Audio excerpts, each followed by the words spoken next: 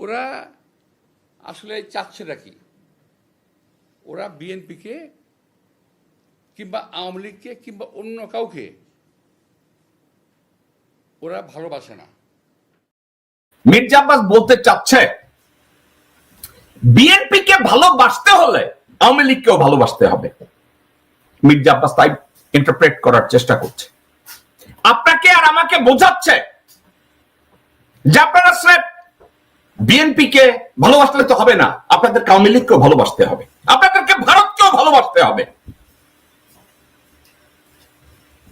এখন একা একা আমি আর আপনি শুধু জিকির করছি, Santosh Sharma, Rana Dasgupta, Piyush Bandyopadhyay, how about Mirza Fakhrul, what about Amir Khasru Mahmud Chowdhury, how about Mirza Abbas, how about Salauddin, how about Mosaddek Falu?